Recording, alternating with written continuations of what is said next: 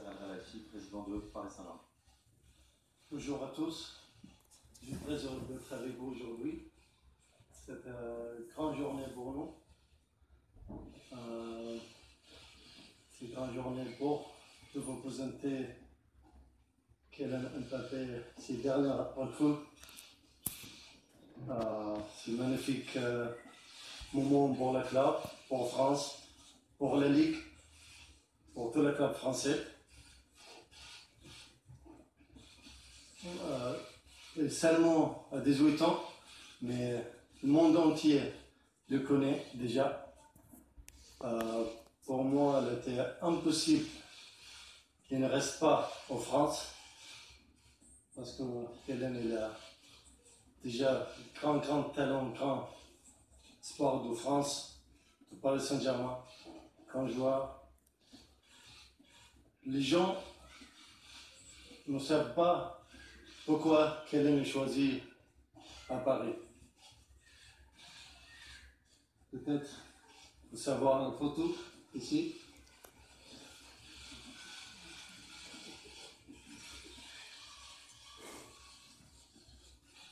Il était la même chaise 99, la même chaise ici, parce que Paris c'est sa ville, Paris Saint-Germain c'est un club de cœur.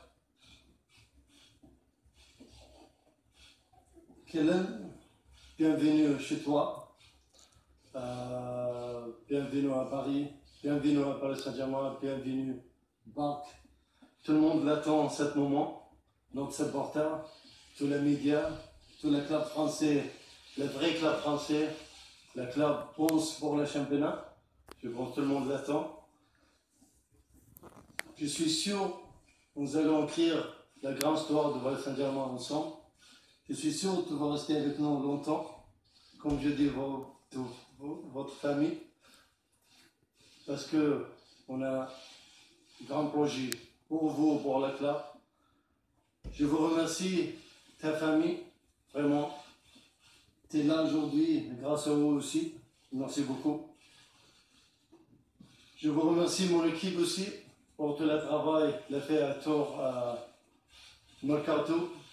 Je sais, faut pas prendre beaucoup de vacances, mais je pense que notre supporter le mérite, notre supporter le meilleur. Je vous laisse, Kylian, la parole pour dire quelques mots. Merci. Bonjour à tous. Comme vous le savez, c'est un grand plaisir pour moi de rejoindre le Paris Saint-Germain, l'un des meilleurs clubs du monde. Oui, ça tu l'as dit mon gars, ça tu l'as dit. Ambitieux, qui souhaite devenir le meilleur. Bien et sûr. Qui ne se contente pas seulement de le vouloir, qui met tous les ingrédients de son côté pour pouvoir mettre en place son projet qui est plus que solide, et c'est ce qui m'a séduit pour moi. Et c'est important aussi de ne pas quitter la France après seulement 6 mois de haut niveau. C'était important aussi de rentrer chez moi dans ma ville, la ville où je suis né, la ville où j'ai grandi.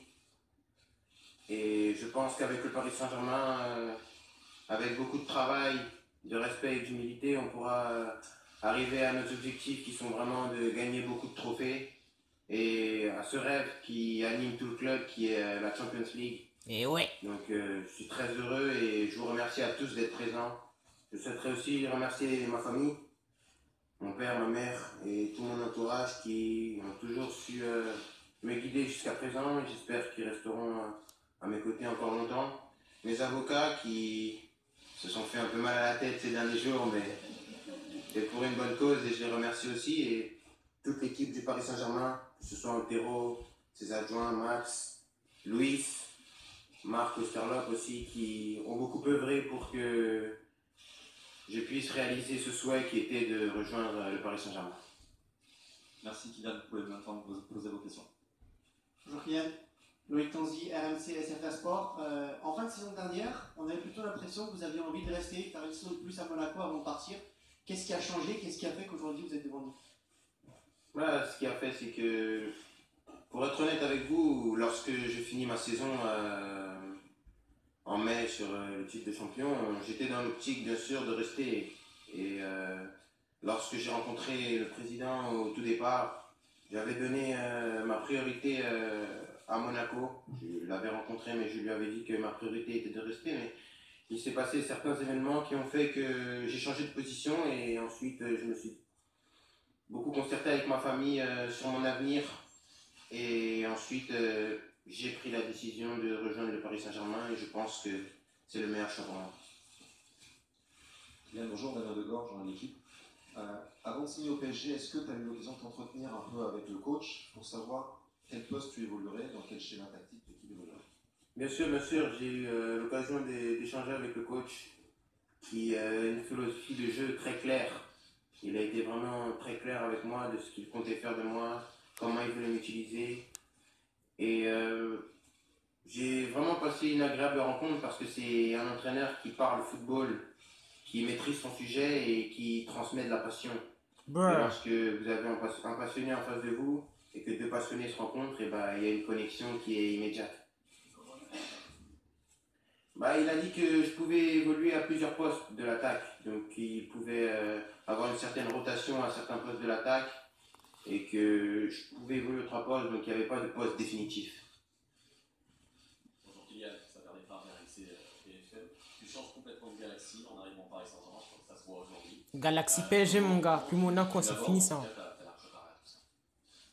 Oui, je pense que ma famille et mes formateurs m'ont toujours préparé à toute éventualité dans ma carrière. Je pense que la carrière d'un footballeur, elle n'est pas lisse. Aujourd'hui, je suis là devant vous. Bien sûr, tout se passe bien, mais il y a eu des moments difficiles pour en arriver jusque-là. Je pense que on fait tous référence à cet été mouvementé, mais j'ai été préparé. Et lorsque vous êtes préparé, vous n'êtes pas préparé que pour les bons moments. Il y a aussi des moments où vous êtes moins bien, vous êtes critiqué, et je pense que c'est le football. Et il faut s'adapter à tout ça. Jérôme Pugner, agence de presse AP. La saison dernière, tu avais mis, je crois, 26 buts. Que sont tes ambitions pour cette saison? Il faudra en mettre plus ou comment tu vois la saison à venir? Moi, je suis un joueur ambitieux qui veut sans cesse s'améliorer. Donc, lorsque vous êtes un joueur de ce type-là, vous voulez vraiment faire mieux que la saison qui vient de s'écouler. Donc, pour moi, c'est évidemment de faire mieux l'objectif. Mais l'objectif, il va bien au-delà. C'est bien sûr il y a des objectifs individuels, mais qui doivent se fondre dans un collectif. Et l'objectif collectif, c'est vraiment de tout remporter, de remporter des titres. Et c'est ça qui m'anime aujourd'hui. Ligue des Champions, mon gars. Avec Neymar, Cavani. Essayer d'accomplir cet objectif. Bonjour Kylian, Bertrand Mettinier du Parisien.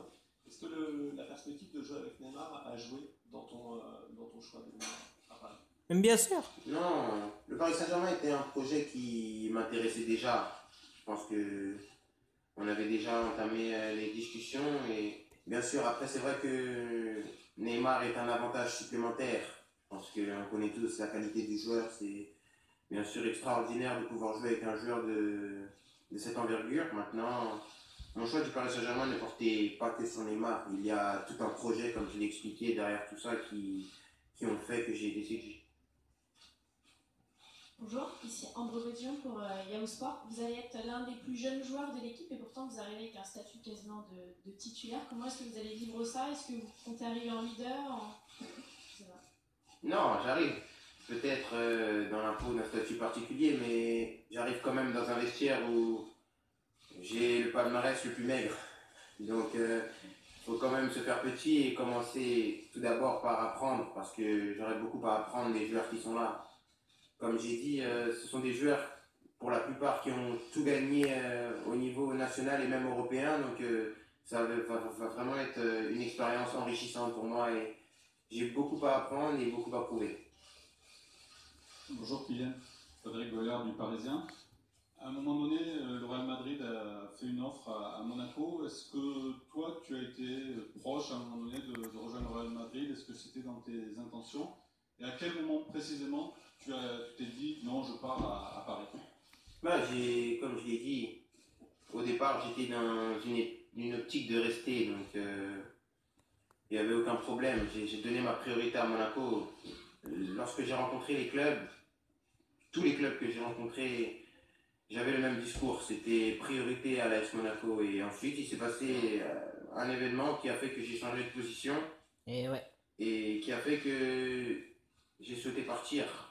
Et donc ensuite, lorsque j'ai réfléchi et que mes parents ainsi que mes avocats m'ont pesé le pour et le contre de chacune de mes propositions, j'ai décidé de rejoindre le Paris Saint-Germain parce que pour moi, c'était vraiment le projet qui allait me permettre vraiment de me développer, de pouvoir apprendre tout en gagnant. Parce que je pense que c'est bien beau d'apprendre, mais il faut aussi gagner. On n'a qu'une carrière et une carrière, ça passe vite. Donc je suis un affamé de titres, un compétiteur qui veut sans cesse gagner année après année, jour après jour. Donc je voulais apprendre, bien sûr, continuer à apprendre, bien sûr, mais je veux gagner. Et dès maintenant. Mais oui, mon petit, c'est ça, gagner. Quelle balance c'est à vous, France 5. Est-ce que le Paris Saint-Germain n'est pas trop fort cette année? Trop fort, je sais pas, mais en tout cas, il y a une superbe équipe et des super joueurs. Donc on a tout pour s'épanouir et vraiment prendre beaucoup de plaisir et donner beaucoup de plaisir aux gens. Donc c'est à nous maintenant de nous mettre au travail et de répondre aux attentes sur le terrain. Joël Castelli, Yahoo Sport, c'est une question pour le président Nasser Al-Khelaifi. L'UEFA a ouvert une enquête suite au transfert réalisé par le Paris Saint-Germain. Quelle est la position du club sur cette enquête? Mais ouais, toi, faut faire quelque chose. Hein. On est très confiant de notre position, de notre recrutement. Après, l'UEFA, il va faire comme il veut, mais on est vraiment. On a fait tous transparent, on n'a caché rien, on n'a pas besoin de cacher quelque chose. On a jeté à l'UEFA, on veut donner un bureau dans notre bureau, avec grand plaisir, parce qu'on ne cache rien, on fait tous très transparent. Il n'y a rien à dire. Merci. Bonjour, Simon Robert, Tuttosport. Monsieur le Président, je continue rapidement sur ces sujets. Est-ce que vous sentez qu'il y a une envie négative de certains clubs vers le PSG, peut-être un sentiment qui est contre ce que vous faites en ce moment? Merci. Ça, vraiment, c'est pas quelque chose qui m'inquiète. Le plus important pour moi, on travaille pour notre projet, on travaille pour notre club, pour l'intérêt de la club. Bien sûr, de la règlement de la UEFA, règlement de la FIFA, on respecte tous les règlements. Après, si quelques clubs n'est pas content, les fâché, c'est pas mon problème, honnêtement. C'est mon problème, notre club. On a travaillé de notre projet pour atteindre notre objectif, si m'intéresse. Après, les autres, c'est pas intéressant pour moi. Merci. Oui, bonjour Kylian, Pierre Liguet, la chaîne Équipe. Je reviens un peu sur les conditions. Je t'écoute attentivement depuis le début. Tu me dis que tu étais prêt à rester à Monaco, puis un événement s'est passé pour que tu quittes Monaco. Est-ce qu'on peut savoir ce qui s'est passé? C'est une volonté du club de ne pas te conserver? C'est une question de contrat qui n'a pas été respectée, de négociation salariale? Qu'est-ce qui s'est passé? Ce qui s'est passé, c'est simple. Je vais vous dire, je pense que c'est ni l'endroit, je pense que je parlerai de tout ça en temps venu. Je sais que beaucoup de gens attendent, ont beaucoup d'interrogations, et ce qui est vraiment compréhensible parce que c'est un sujet qui a animé tout l'été. Donc je parlerai très bientôt pour dire vraiment tout ce qui s'est passé, mais là je pense que le moment est venu de parler uniquement du Paris Saint-Germain et c'est ce qui m'importe aujourd'hui. Il y a une fracture entre le dirigeant Légas et toi? Non, c'est pas une fraction, parce que j'ai beaucoup de respect pour le vice-président Vadim Vassiliev qui est vraiment un homme remarquable. Mais après, il s'est passé des choses que je raconterai et que vous saurez en temps venu.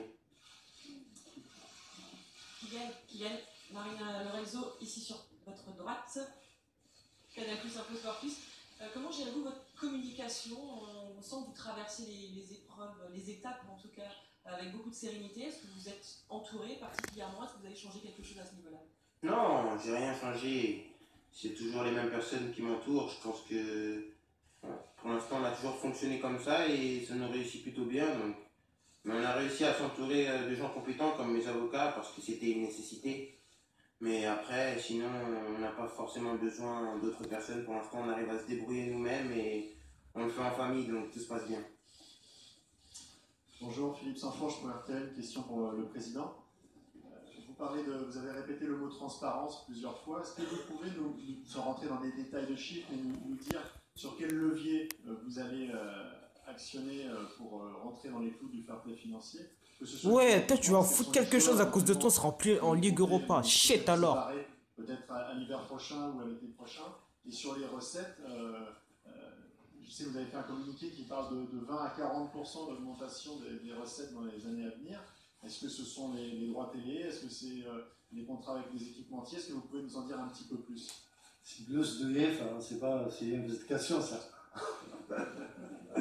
Non, mais on est aujourd'hui vraiment, l'objectif aujourd'hui de cette conférence de presse pour présenter notre grand talent, grand joueur Kellen.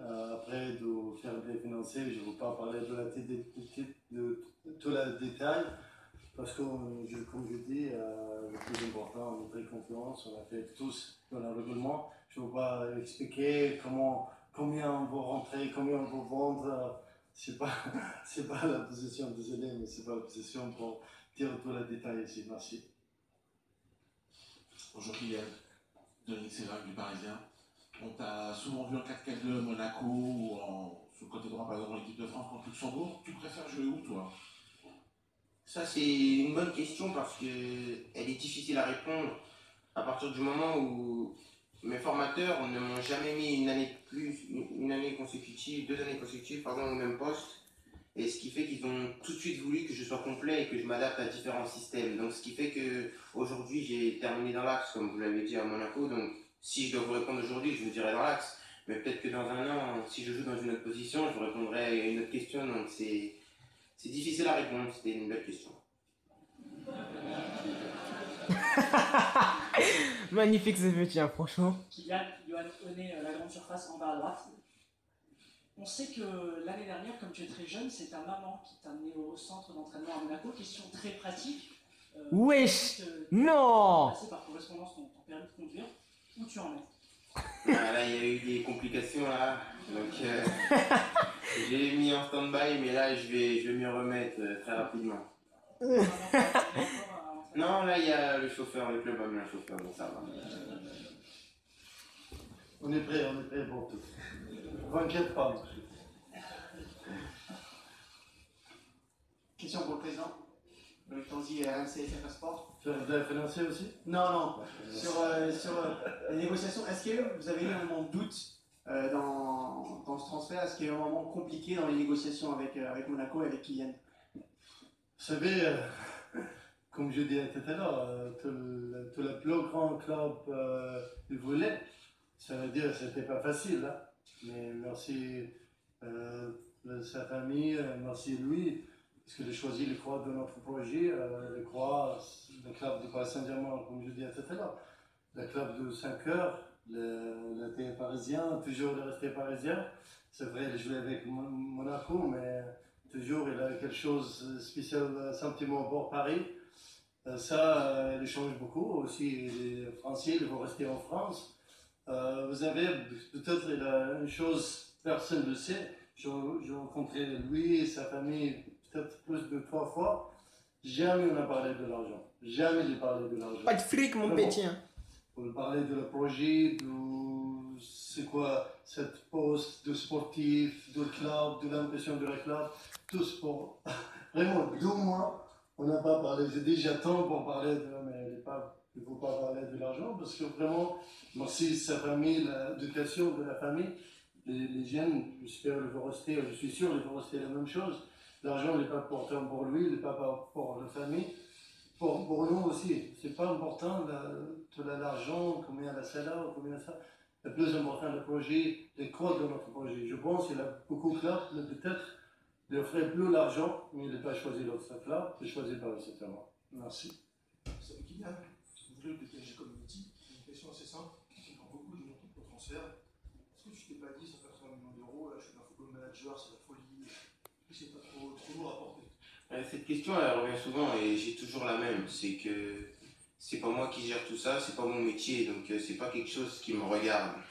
Donc moi, le prix, pour moi c'est assez anecdotique, donc ça va pas changer ni ma manière de vivre, de penser et encore moins de jouer, parce que l'argent il va ni dans ma poche, ni il est sorti de ma poche, donc c'est pas quelque chose qui va vraiment me tracasser. Je vais sur le terrain et au contraire, je pense que jouer avec des joueurs comme ça va vraiment me libérer et je prendrai encore plus de plaisir. Bonjour Kylian, Julien Dacosta pour Quotidien, tout au fond de la salle, avec la caméra. Voilà. J'ai une question pour vous, vous revenez dans votre ville, est-ce que vous allez trouver un logement ou retourner vivre chez papa et maman? Non, pour l'instant, je suis à l'hôtel, mais on va trouver une maison où toute la famille sera. Donc ce sera une maison familiale, pas avec seulement papa et maman.